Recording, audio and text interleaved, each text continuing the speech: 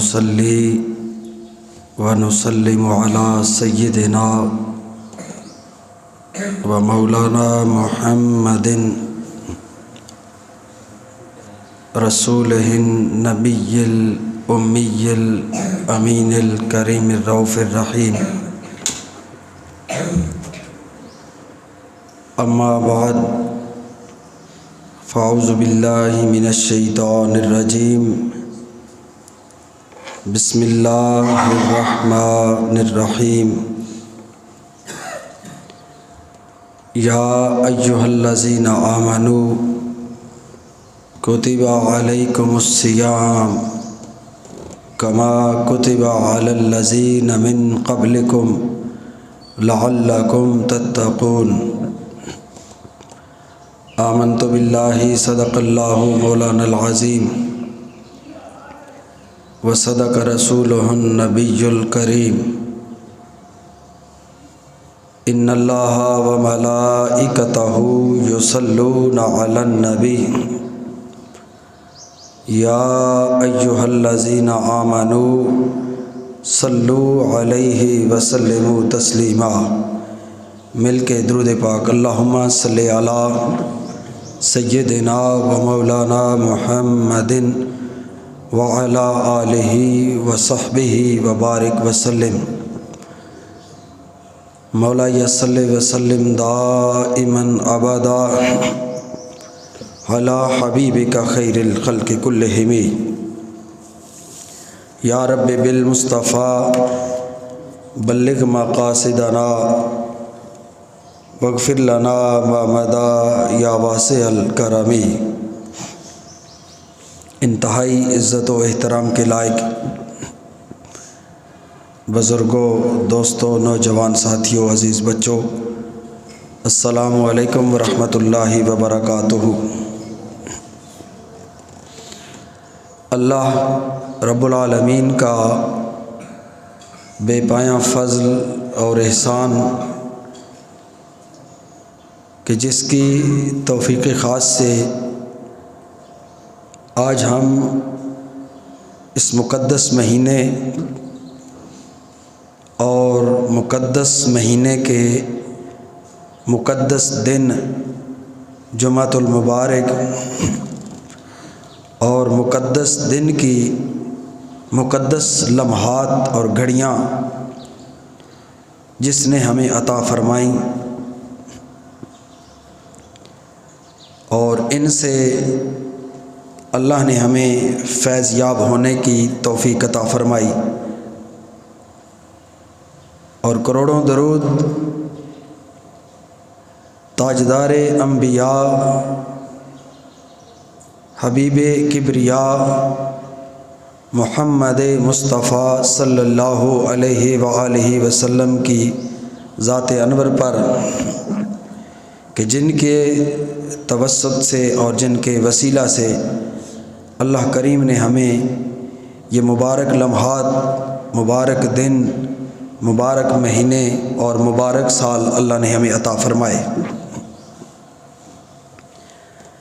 مہینہ چونکہ رمضان کریم کا چل رہا ہے اور آج رمضان المبارک کی 11 تاریخ ہے. کل کا دن جو گزرا اس کا نام جو ہے وہ وصال سیدۃ العرب ملکۃ العرب بی بی سیدہ طیبہ طاہرہ خدیجۃ الکبریٰ سلام اللہ علیہا. آپ کے دن سے وہ نام سے وہ دن منسوب ہے 10 رمضان.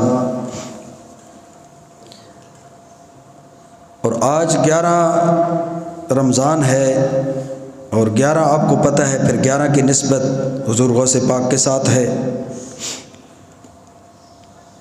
بارکیف میں مختصر طور پر بی بی پاک کا تعارف اس طرح کرواتا ہوں کہ خاتون جنت کی جنت جس کے قدموں میں ہے اسے خدیجۃ الکبریٰ کہتے ہیں، یعنی تمام عورتوں کی سردار، جنت کی عورتوں کی سردار جسے کہتے ہیں، سیدہ طیبہ طاہرہ فاطمۃ الزہرا سلام اللہ علیہا، وہ جنت کی عورتوں کی سردار ہے، اور جنت کی عورتوں کی سردار ہو کر بھی اس کی جنت خدیجۃ الکبریٰ کے قدموں میں ہے۔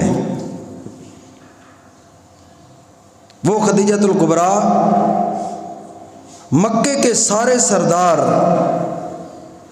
اور مکے کے سارے وڈیرے، مکہ کے سارے تاجر جس کے ٹکڑوں پہ پلتے تھے، جس کے عرب کے بڑے بڑے سردار جس کے مکروز تھے، اسے خدیجۃ الکبریٰ کہتے ہیں۔ اور جب سرور انبیاء صلی اللہ علیہ وآلہ وسلم نے ایمان نبوت لانے کا حکم دیا کہ میری نبوت پر ایمان لے آؤ، تو بڑے بڑے سردار سیدہ خدیجۃ الکبریٰ کے پاس آئے، آپ نے فرمایا جو محمد مصطفیٰ پر ایمان لے آئے گا اس کا میں قرضہ معاف کر دوں گی۔ اسلام کی خاطر اتنی بڑی جتنی دولت اس دور میں سیدہ خدیجۃ الکبریٰ کے پاس تھی، اتنی دولت کا اس دور میں بھی تصور نہیں کیا جا سکتا۔ جو عرب میں رہتے ہیں پتہ ہو ان کو کہ عرب کتنے کتنے مالدار ہیں، اور عربوں کے پاس کتنا کتنا پیسہ ہے، کتنے کتنے بڑے بزنس مین ہیں۔ آج کا اس دور کا سب سے بڑے سے بڑا امیر ترین عرب بھی اس وقت کی سیدہ خدیجۃ الکبریٰ کی دولت کا مقابلہ نہیں کر سکتا، بلکہ آج کے جو بڑے بڑے وڈیرے اور بڑے بڑے سرمایہ دار عرب کے ہیں، اس دور میں بھی اسی طریقے سے بڑے بڑے وڈیرے اور بڑے بڑے سرمایہ دار اور جاگیردار تھے، جو سیدہ طیبہ طاہرہ ملکۃ العرب سیدہ خدیجۃ الکبریٰ کے ٹکڑوں پہ پلتے تھے۔ ان کا یوم وصال تھا، اور اس سے آگے ہم بڑھیں تو اللہ تعالیٰ نے جو قرآن کریم فرقان حمید کی میں نے آیا کریمہ آپ کے سامنے تلاوت کی، یہ پہلے جمعے سے ہی اسی آیت پہ گفتگو ہوتی آئی ہے کہ اللہ نے مومنوں سے خطاب فرمایا۔ ویسے عام طور پر اللہ تعالیٰ نے جب خطاب فرمایا تو اللہ تعالیٰ نے ارشاد فرمایا یا ایھا الناس، اے نسل بنی آدم، اے آدم کی اولاد۔ عمومی خطاب جب بھی اللہ کریم نے ارشاد فرمایا، کیونکہ اللہ صرف مومنوں کا رب نہیں ہے، اللہ کافروں کا بھی رب ہے، اللہ ساری مخلوق کا اللہ ہے، اللہ ساری مخلوق کا رب ہے، ساری مخلوق کو پالنے والا ہے۔ حضرت نوح علیہ السلام نے جب اللہ کی بارگاہ میں دعا کے لیے ہاتھ اٹھائے اور اپنی قوم کے لیے بد دعا کی کہ مولا ان کو ہلاک کر دے، ان کو برباد کر دے، اللہ نبیوں کی دعا کو رد نہیں کرتا۔ نبیوں کی دعا اللہ کی بارگاہ میں قبول ہوتی ہے، ہاں دیر سویر ہو جاتی ہے، اس کی منشا اور اس کی مرضی اور اس کے شان کے مطابق، لیکن اللہ نبیوں کی دعا کو رد نہیں کرتا۔ اللہ نبیوں سے بھی محبت کرتا ہے اور نبیوں کی دعاؤں سے بھی محبت کرتا ہے۔ تو نوح علیہ السلام نے جب دعا کی مولا اس قوم کو غرق کر دے، 950 سال تبلیغ کرنے کے بعد 50 بندہ بھی ایمان سے مالا مال نہیں ہوا۔ نوح علیہ السلام کو اللہ پاک نے ارشاد فرمایا نوح ٹھیک ہے، تیری دعا قبول ہو گئی۔ اب اللہ نے فرمایا نوح 200 مٹی کے پرندے بنا۔ نوح علیہ السلام نے مٹی کے 200 پرندے بنائے۔ اللہ پاک نے فرمایا اب ان سب کو توڑ دے۔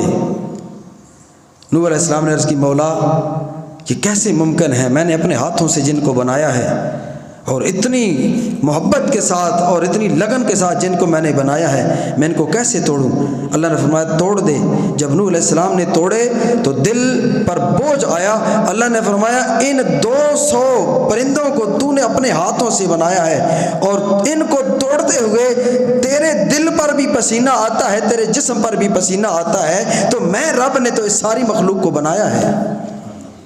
یہ وہی مخلوق ہے جس کو میں نے خود بنایا ہے۔ مجھے مانتے ہیں یا نہیں مانتے یہ الگ بات ہے، مخلوق تو میری ہے، رزق تو ان کو میں دیتا ہوں۔ تو مخلوق ساری اللہ کی ہے، بندے سارے اللہ کے ہیں، دن بھی سارے اللہ کے ہیں، گھڑیاں بھی ساری اللہ کی ہیں۔ تو جب اللہ نے عام طور پر خطاب فرمایا تو اللہ تعالیٰ نے فرمایا یا ایھا الناس۔ جب خاص خطاب فرمایا تو پھر فرمایا یا ایھا الذین آمنوا۔ جب کوئی حکم نازل کیا، جب احکام فرض کیے تو فرمایا یا ایھا الذین آمنوا، صرف وہ لوگ ان سے میں بات کر رہا ہوں جو میرے محبوب پر ایمان لاتے ہیں، جو میرے محبوب کو دل سے اور جان سے بھی قریب جانتے ہیں، ان سے خطاب ہے۔ وہ کون ہے؟ آمنو، جن کے دل کے اندر مصطفیٰ کی محبت اتر چکی ہے، ان سے خطاب ہے۔ کتب علیکم الصیام، صرف ان لوگوں سے اللہ فرماتا ہے میری بات ہے جو میرے محبوب سے محبت کرتے ہیں اور میں رب کو اللہ مانتے ہیں، وحدہ لا شریک مانتے ہیں، ان سے صرف خطاب ہے۔ کتب علیکم الصیام، روزہ کبھی نہ چھوڑنا، روزے تم پر فرض کر دیے ہیں میں نے، ان کو نہیں چھوڑنا۔ اگر تم چھوڑ دو گے تو اس کا مطلب یہ ہے کہ میرا خطاب پھر تم سے نہیں تھا، کسی اور سے تھا۔ اپنے آپ کو اگر چیک کرنا ہے، اپنے آپ کو پرکھنا ہے کہ میں مومن ہوں یا مومنوں کی صف میں ابھی داخل نہیں ہوا، تو دیکھ لو تمہارا روزہ کتنا پکا ہے۔ بامر مجبوری بیماری کی حالت میں تو پھر اللہ نے معافی دی ہے، اس کا فدیہ بھی ہے، اور صحت مندی پر اس کو دوبارہ رکھنا بھی ہے، روزہ فرض رہتا ہے۔ اللہ فرماتا ہے میرا خطاب صرف مومنوں سے ہے۔ کتب علیکم الصیام، تمہارے اوپر میں نے روزے فرض کر دیے، اور بوجھ نہ سمجھنا، میں نے تم سے پہلے جو امتیں گزری ہیں، جتنی امتیں گزری ہیں، سب پر میں نے یہ روزے فرض کیے تھے۔ کس وجہ سے کیے تھے؟ لعلکم تتقون، میں تمہیں متقی دیکھنا چاہتا ہوں، میں تمہیں پاک دیکھنا چاہتا ہوں، میں تمہیں صاف دیکھنا چاہتا ہوں، میں تمہیں اجلا دیکھنا چاہتا ہوں، میں تمہیں نفیس دیکھنا چاہتا ہوں، میں تمہیں صحت مند دیکھنا چاہتا ہوں۔ رمضان کے روزے رکھنا تمہارا کام ہے، تمام بیماریوں جسمانی اور روحانی بیماریوں سے نجات دینا میں رب کا کام ہے۔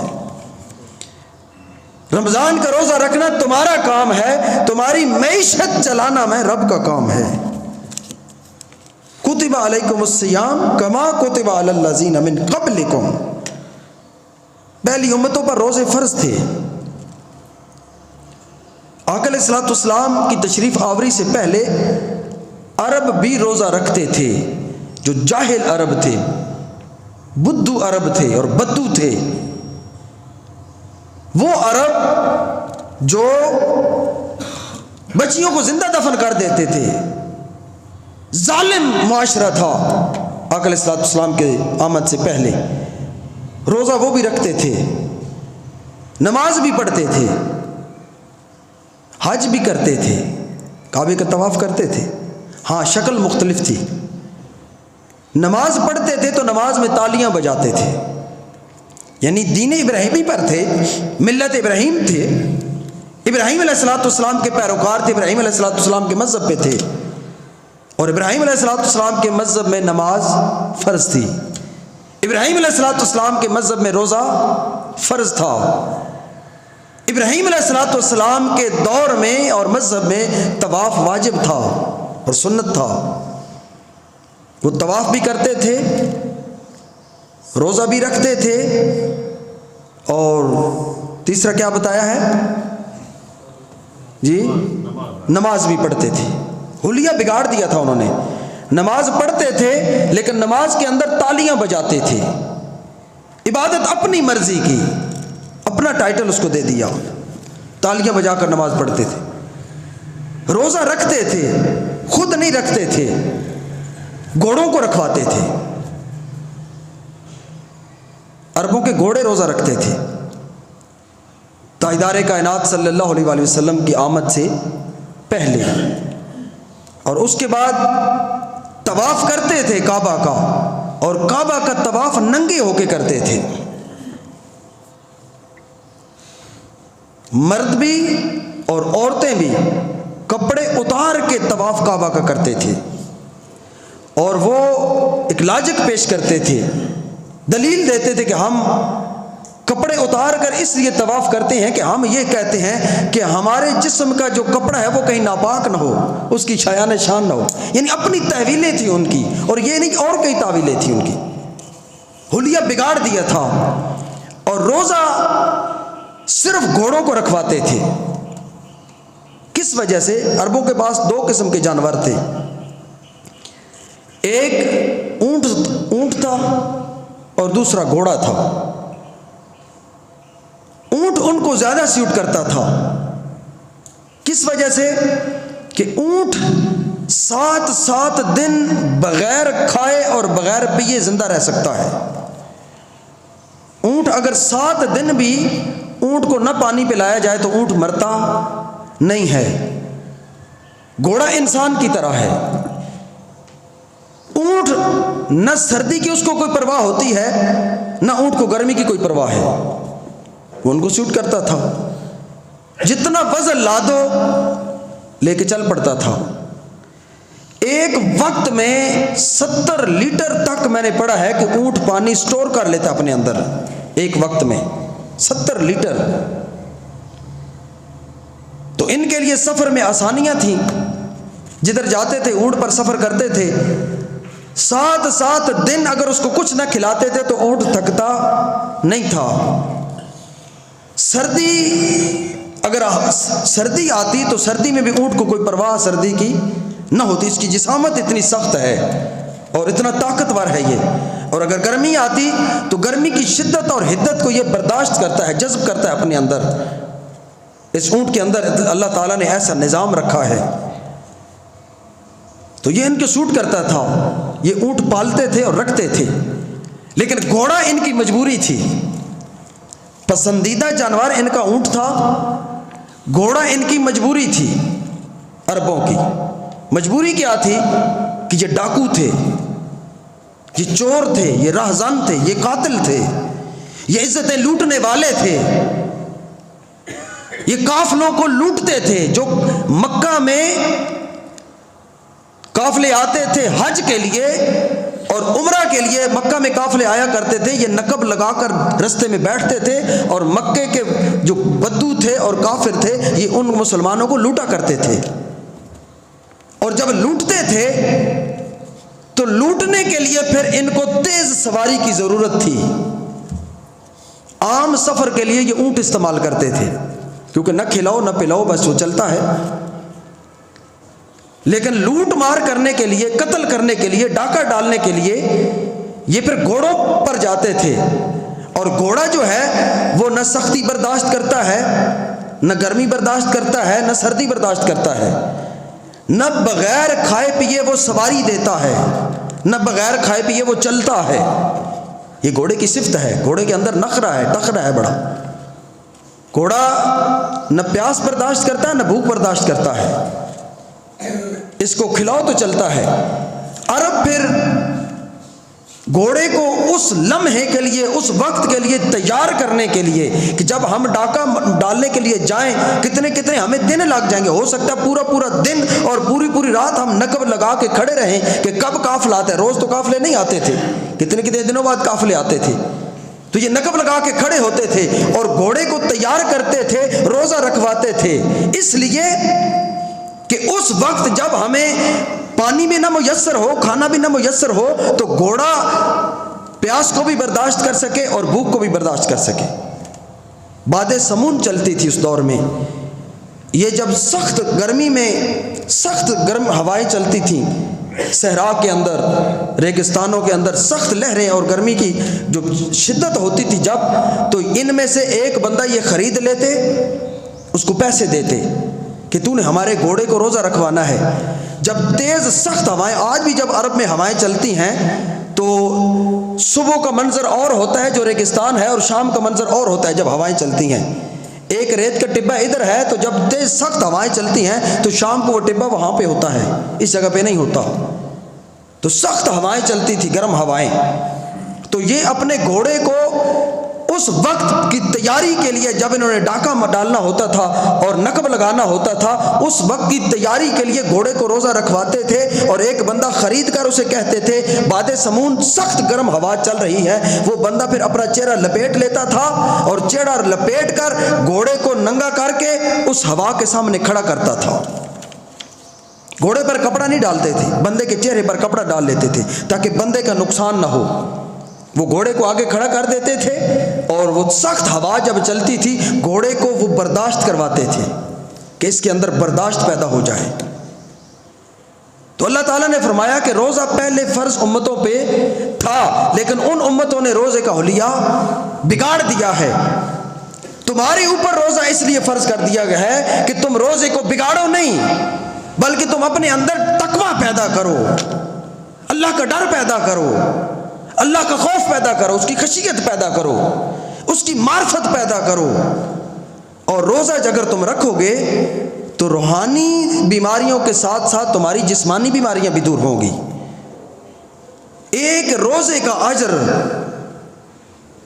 فرمایا جو بندہ روزے دار ہوتا ہے اس کی زبان سے، اس کی منہ سے جو آگ نکلتی ہے، سانس نکلتا ہے، اس کی سانس سے بھی شیطان جل جاتا ہے۔ انسان کے وجود کے اندر جو پیاس کی وجہ سے شدت بنتی ہے، گرمی بنتی ہے، اور بھوک کی شدت کی وجہ سے جو گرمی انسان کے اندر بنتی ہے، اللہ فرماتا ہے کہ اس سے میں بندے کے گناہوں کو معاف فرما دیتا ہوں۔ گناہ بندے کے معاف ہوتے ہیں روزے کی وجہ سے۔ کتب علیکم الصیام کما کتب علی الذین من قبلکم لعلکم تتقون، تاکہ تم متقی ہو جاؤ اور پرہیزگار ہو جاؤ۔ تاجدار کائنات صلی اللہ علیہ وسلم نے فرمایا کہ اللہ نے میری امت پر انعام کیا ہے اس رمضان کی صورت میں، جتنا مہینوں میں اللہ کو رمضان پسند ہے، فرمایا اتنا مہینہ کوئی اللہ کو پسند نہیں ہے، اس لیے کہ جو سب سے اس کی پیاری کتاب تھی، جس کتاب سے اللہ کو سب سے زیادہ محبت ہے وہ قرآن ہے، اور جس نبی سے سب سے زیادہ محبت ہے وہ محمد مصطفیٰ ہیں صلی اللہ علیہ وآلہ وسلم۔ اللہ نے اس نبی پر جو پسندیدہ کلام تھا اس کے نازل کرنے کا انتخاب بھی رمضان کریم کو کیا۔ اللہ نے فرمایا میں اس مہینے کو پسند کرتا ہوں اور اپنی پسندیدہ کتاب تمہیں عطا کر رہا ہوں، اور فرمایا یہ امت مصطفیٰ کے لیے انسٹرکشن بک ہے، ہدایات کا مرکز ہے، اس میں ہدایات ہیں، زندگی گزارنی کیسے ہے، معاملات چلانے کیسے ہیں، تیری بیوی کا تجھ پر حق کیا ہے، تیرے بچے کا تجھ پر حق کیا ہے، تیری ماں کا تجھ پر حق کیا ہے، تیرے بھائی کا تجھ پر حق کیا ہے، تیری بہن کا تجھ پر حق کیا ہے۔ یہ قرآن بتاتا ہے، زندگی گزارنے کا طریقہ بتاتا ہے اور سلیقہ بتاتا ہے۔ تم نے گفتگو کرنی ہے تو کیسے کرنی ہے، اگر اپنے سے کسی بڑے سے بات کرنی ہے تو کس لہجے سے بات کرنی ہے، اور اپنے سے چھوٹے سے بات کرنی ہے تو کس لہجے سے بات کرنی ہے، یہ سارا قرآن سکھاتا ہے، انسٹرکشن بک ہے۔